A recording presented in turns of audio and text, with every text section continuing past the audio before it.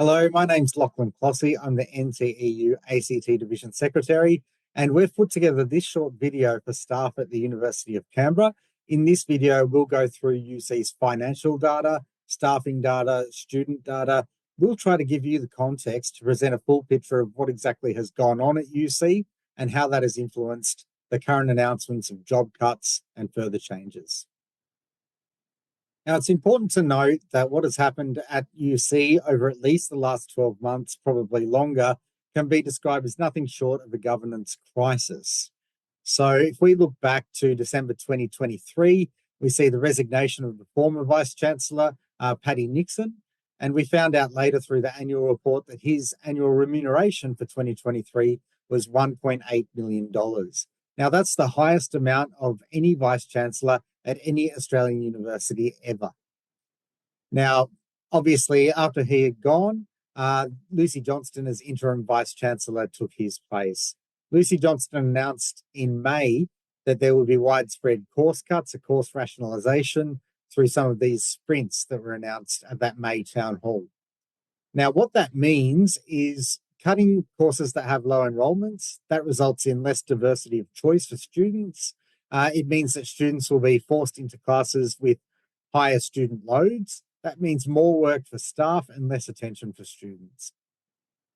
The revelation at the August town hall was that the budgeted $26 million deficit had now blown out by an extra $10 million to $36 million. Now, that put UC in a perilous financial situation. The interim Vice-Chancellor told staff that UC on its current trajectory would reach a point next year where it couldn't pay the bills and would not be able to meet payroll obligations. So that's a pretty dire situation. About the same time, NTEU revealed that consultant spending in 2023 had increased by 9.5 million. So that is up from 7.2 million to 16.7 million. It's more than doubled. And obviously that's close to 10 million. If you're looking at a $10 million budget blowout, you can start to put two and two together in terms of the sources of some of these costs. Now, UC obviously got a lot more attention with the announcement of Bill Shorten as the next UC Vice-Chancellor, and Bill is set to commence in February 2025. It was announced at that time that the interim Vice-Chancellor, Lucy Johnston, would stay on until February 2025. However, that didn't last for a full month. Lucy was replaced by Stephen Parker as interim Vice-Chancellor. So Stephen Parker, many of you will know as UC's Vice-Chancellor from about 3 Vice-Chancellors ago. Now, Lucy went back to her substantive role, which was a Deputy Vice-Chancellor position. Now, that position was also later abolished, so Lucy Johnston is now no longer with UC at all. In the meantime, the NTEU was shining a light on UC's governance issues. We're really attempting to raise the profile of the problems that were happening at UC in a governance sense. In that context, we called on parties and candidates to that recent ACT election to commit to a review of UC's governance, and Labor and the Greens backed that call. So we look forward to seeing how that's going to play out now that election results have been declared. More recently, we had the announcement that 200 plus jobs are expected to go through a range of job proposals, which are expected to end with significant job cuts. UC is attempting to save $50 million of annual expenditure by the 31st of December 2025. It's not really clear how the $50 million was settled on, and that's something that we want to interrogate a little bit further. But the suggestion is that all levels of the university will be affected. Now, the data we're going to show you, we want to give you as complete context as possible. So not all of the data we'll show you is necessarily great for UC, but we want you to be informed. The data comes from UC's annual reports, and it also comes from staffing and student statistics. They come from the Department of Education and can be found on their website. Now, the commencing student load, so that's measured in terms of equivalent full-time student load. This is the commencing student load. So these are the new students who start. You can see there's a slight drop over a period of time. This is over the last 10 years. There's a slight uptick in international students since COVID, but a downturn in terms of domestic students. However, we're not too concerned by this because if you look at the next slide, the total student load, you can see that this is a pretty flat line over a period of time. The suggestion from Stephen Parker is this is settling around 12,000 students. We would be a lot more concerned if we were seeing a significant downward trajectory in terms of this graph. However, that's not the case. There's a slight uptick in international, slight downturn in domestic, but overall, the total load is pretty consistent and has been for a period of time. That seems to suggest there's an inherent level of stability in terms of UC's total student load, which is something to build on for the future. Now, if we're looking at the staff full-time equivalent positions, the number of staff on a full-time equivalent basis, and comparing that to the student load, we can see that the ratio has changed over time. So there are more staff to students than there have been.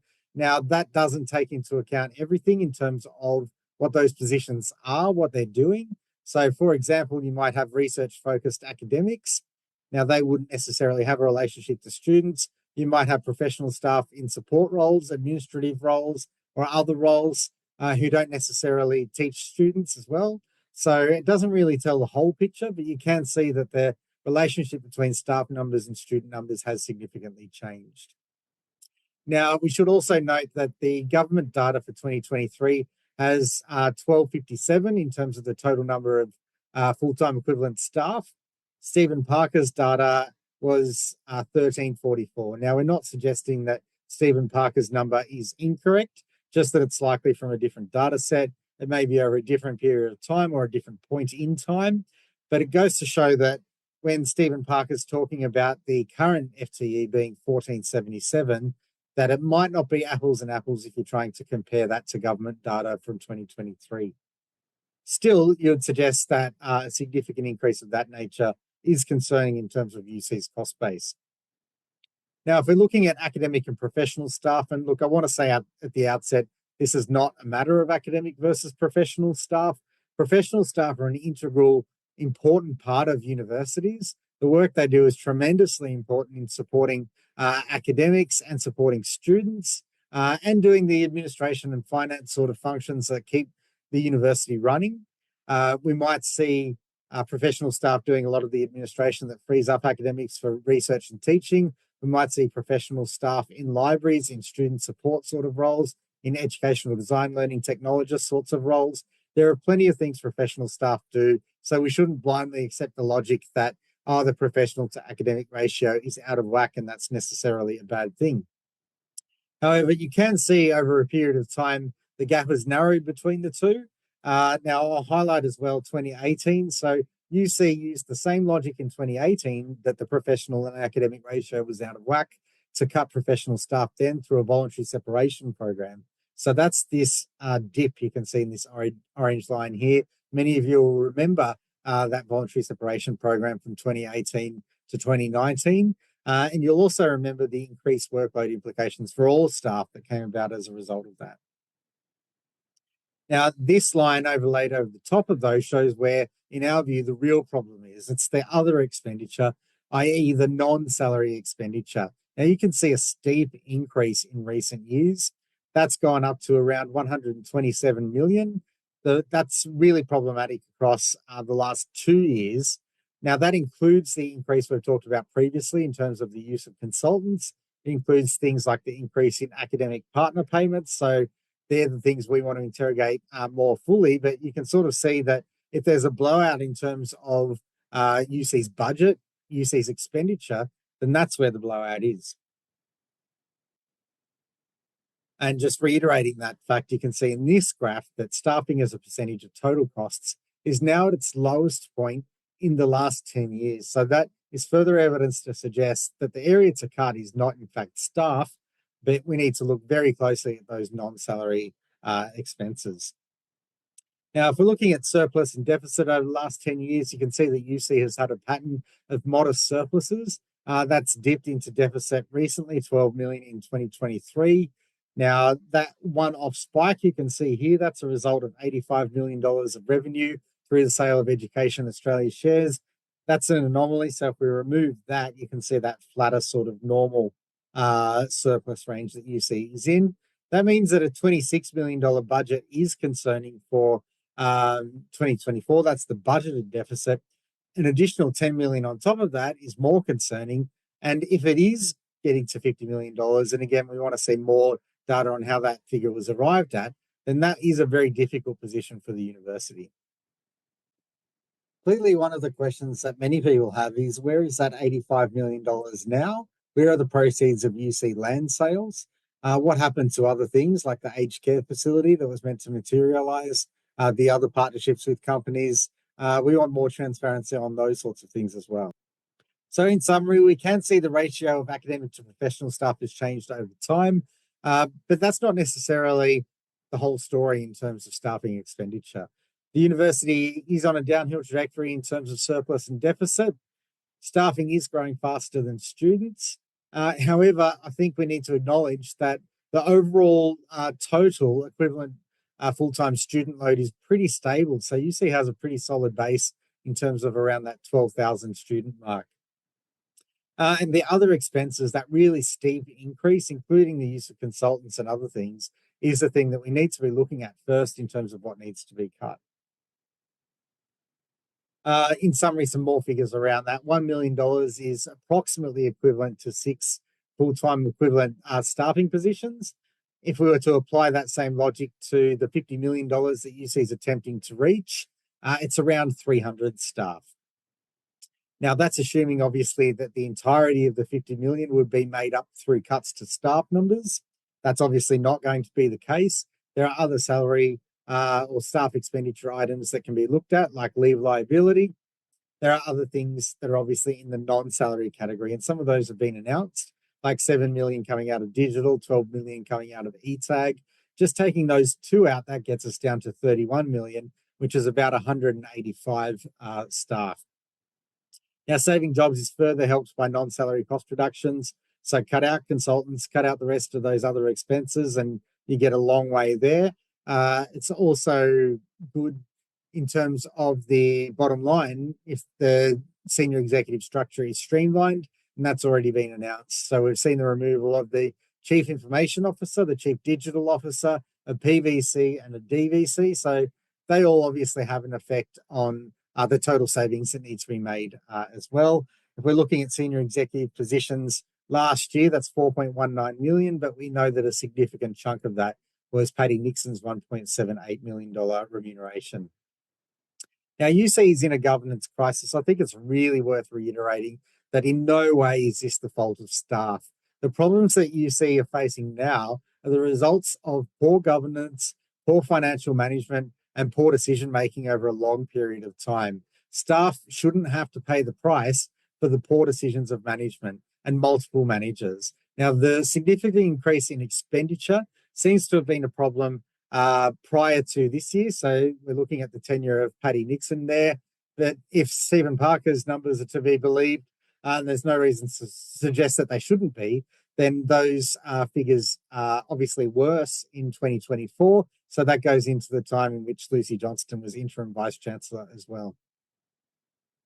Now, the actions that you can take, if you're not already a union member, then look, now is the time seriously to join the NTEU at nteu.au/join. We'll face the challenges ahead together. It will be a challenging time at UC. If you're already a union member, then the best thing you can do for your colleagues is talk to them about joining the union. Now, change proposals require a period of consultation. Now, we'll be putting in submissions to those consultation proposals. We encourage staff to put in their own submissions individually as well. But if you'd like to put in things de-identified, or you'd like to contribute ideas to a collective submission, then email uc@nteu.org.au.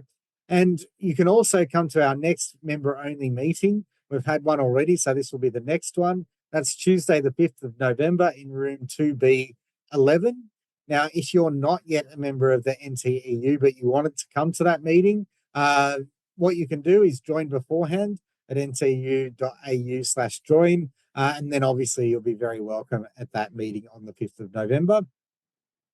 And we'll also be having a rally in the UC concourse. So this is Thursday, the 7th of November at 12:30 p.m. So there'll be two main areas of focus. We'll be highlighting the poor governance at UC over a period of time, the decisions that got us into the mess that we're in now. We'll be saying that staff shouldn't have to pay the price for this. And we'll be wanting to make sure, in particular, that what has happened in UC in the last 12 months never happens again. The second thing that we'll be focusing on is job cuts. So as we said, staff shouldn't pay the price.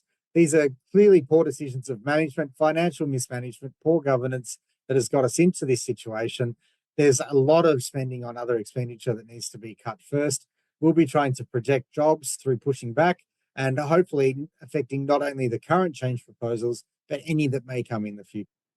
And finally, I just want to sum up by saying we're stronger together. So obviously there will be challenging times ahead at UC, and we'll be in a better position to face those challenges if we face them together. So we need to lean on each other's collective strength. We need to lean on each other for support.